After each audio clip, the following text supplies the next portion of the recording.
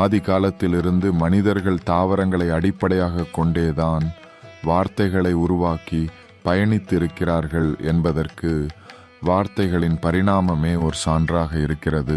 உதாரணத்திற்கு இன்றைய பதிவில் மடல் என்ற வார்த்தையின் பரிணாமத்தை பற்றி பார்ப்போம். மடல் என்பது தென்னை மரம் மற்றும் பனை மரத்தின் இலைகளை குறிக்கும் சொல்தான் மடல். மொட்டு என்ற வார்த்தையில் துவங்குகிறது மடல் என்ற வார்த்தை. மொட்டு என்பது பூ விரிதலுக்கு முன்பு ஆரம்ப நிலையை குறிக்கும் சொல்தான் இந்த மொட்டு. மொட்டு மலர்கிறது. மலருதல் என்றால் விரிகிறது என்று பொருள். மலர்ந்த பூ மலராகிறது. மலரின் இதழ் அல்லது இலை மடலாகிறது. மடல் விரிந்து பழமை ஆகும்போது மட்டையாகிறது. மட்டையை மரத்தில் இருந்து பிரிக்கும்போது மடக்கு என்ற வார்த்தை உருவாகிறது. மடங்கியது மடிப்பு ஆகிறது. மட்டை கீழே விழுந்துவிட்டால் அவை மடிகிறது என்ற வார்த்தை உருவாகிறது.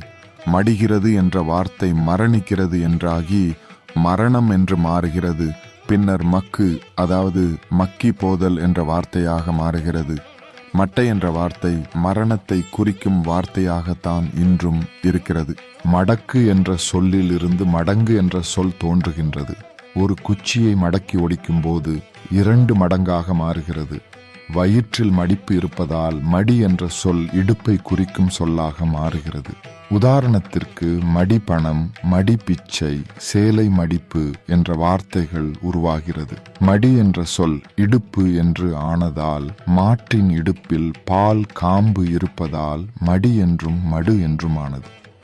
பனை மரத்தின் குருத்து பகுதியை அருகில் இருந்து பார்க்கும்போது மொட்டு என்று பார்க்கப்படுகிறது. பனை மரத்தின் உச்சி பகுதி முழுவதும் தூரத்தில் இருந்து பார்க்கும்போது அதுவும் மொட்டு என்றே பார்க்கப்படுகிறது. அதனால்தான் அந்த மொட்டு பகுதி கீழே விழுந்துவிட்டால் மொட்டு இல்லாத மரம் மொட்ட மரமாகிறது. வில்லம்பின் தலைப்பகுதி இல்லாத அம்பு மொட்டம்பு ஆகிறது. கோபுரத்தின் உச்சி இல்லாத பகுதி மொட்டை கோபுரம் என்று அழைக்கப்படுகிறது. பின்பு தலையில் முடியில்லாத பகுதி மொட்டை ஆகிறது.